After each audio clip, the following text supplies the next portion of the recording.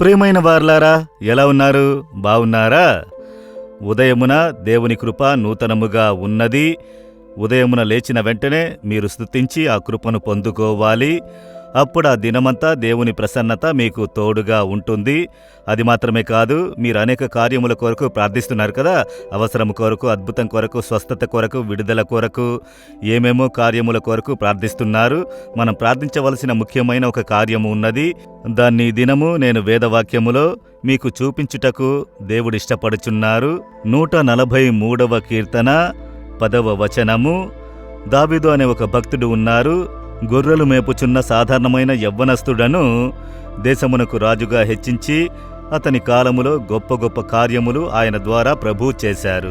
ఆయన యొక్క ఆ నక్షత్రమే ఇప్పుడు ఇశ్రాయేలీయుల దేశం యొక్క జెండా స్టార్ ఉన్నది కదా, దాని పేరే స్టార్ ఆఫ్ డేవిడ్ అని అర్థము. అందువల్ల అతన్ని ఇశ్రాయేలు ప్రజలు మరిచిపోరు. ఆయన ద్వారానే దేవుడా రాజ్యమును బలపరిచారు. సాధారణమైన ఒక మనిషిని అంతగా హెచ్చించుటకు కారణమేంటని అనుకుంటున్నారు? దేవునికి ఇష్టమైనది చేశారు. దేవుడు అతన్ని గురించి సాక్ష్యమిచ్చుచున్నారు. దావీదు నా హృదయానుసారుని కనుగొంటిని, అతడు నాకిష్టమైనది చేయునని. దాని రహస్యమేమిటో తెలుసా? అతడు చక్కగా ప్రార్థన చేస్తున్నాడు. నీవే నా దేవుడవు, నీ చిత్తానుసారముగా ప్రవర్తించుటకు నాకు నేర్పుము. ప్రార్థనలో చూశారా? దేవుని చూసి దావీదు చెబుతున్నారు, దేవా నీకిష్టమైనది చేయుటకు నాకు బోధించుము. నాకిష్టమైనది చెయ్యకూడదు, మనుషులకు ఇష్టమైనది చెయ్యకూడదు, మీకు ఇష్టమైనది నేను చెయ్యాలి. దాన్ని నాకు బోధించుము, నడిపించుము అని ప్రార్థిస్తున్నారు. ఇది నాకు చాలా ఇష్టమైన ప్రార్థన. నేనప్పుడప్పుడు ఈ ప్రార్థన చేయుదును. ముఖ్యంగా ప్రతి బుధవారము నేను ఉపవాసముతో నా కొరకు ప్రార్థించుట కలదు. దేశము కొరకు ప్రార్థించుట, ఇతరుల కొరకు ప్రార్థించుట రెండవది. మొదట నా కోసం ప్రార్థించుకోవాలి కదా. కనుక ప్రతి బుధవారం ఉపవాసం ఉండి కొన్ని గంటలు దేవుని పాదముల యొద్ద కూర్చుని ప్రార్థించెదను. అది నా కొరకు, నా కుటుంబం కొరకు, నా భార్య, నా కుమార్తె, అల్లుడు, మనవళ్ళు, మనవరాళ్ళు అందరి కొరకు ప్రార్థన చేయుదును. యేసు విడిపించిన కుటుంబస్తులైన వారందరి కొరకు ప్రార్థించెదను. ట్రస్టీసు, లీడర్స్ అందరి కొరకు.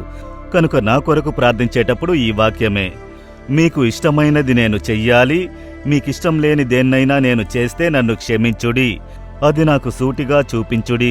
కొంచెం కనిపెట్టి ప్రార్థించినప్పుడు కొన్నిసార్లు దేవుడు దాన్ని గ్రహించినట్లు చేయును. ఇది నాకిష్టమైంది కాదు, నీవు ఇలా చేసినది నాకిష్టం లేదు అని చెప్పినప్పుడు దాన్ని ఒప్పుకొని ప్రార్థించెదను. ఇక మీదట అలా చెయ్యకూడదు, మీకు ఇష్టమైనది నేనెప్పుడూ చేసేదను దేవా అని నన్ను సమర్పించుకుని ప్రార్థించెదను. ఇది చాలా ముఖ్యమైన ఒక ప్రార్థన. అలా సమర్పించుకుని ప్రార్థించినప్పుడు ఆత్మదేవుడు మనల్ని బాధ్యతలోకి తీసుకొని దేవునికి ఇష్టమైన మార్గమున నడిపించును.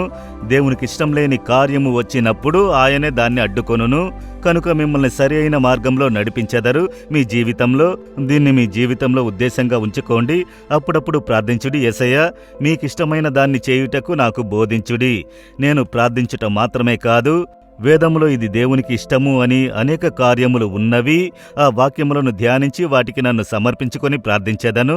అందులో ముఖ్యమైంది 1 తిమోతి 2వ అధ్యాయము 1 నుండి 4 వచనములలో, మనుషులందరి కొరకు ప్రార్థన చేయుడి, రక్షింపబడాలి, సత్యమును తెలుసుకోవాలి, అది మంచిది, మన దేవుని దృష్టికి అనుకూలమైనదై ఉన్నది. ఈ విధంగా చాలా వాక్యములు ఉన్నవి కదా. వాటన్నిటినీ కనిపెట్టి నేను ఇలా నడుచుకోవాలి దేవా అని సమర్పించుకుని ప్రార్థించెదను. అందువలన ఆయన చక్కగా నడిపించెదరు. అందువలన ఇప్పుడు చెప్తారా?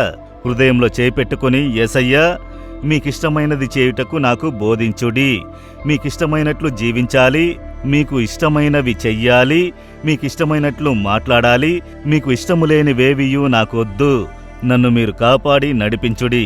యేసు నామములో amen, amen. Jesus redeems Telugu YouTube ఛానల్ను సబ్స్క్రైబ్ చేయండి. సబ్స్క్రైబ్ బటన్ను క్లిక్ చేయండి మరియు బెల్ బటన్ను నొక్కండి. ప్రతిరోజు కార్యక్రమ సమాచారం పొందండి.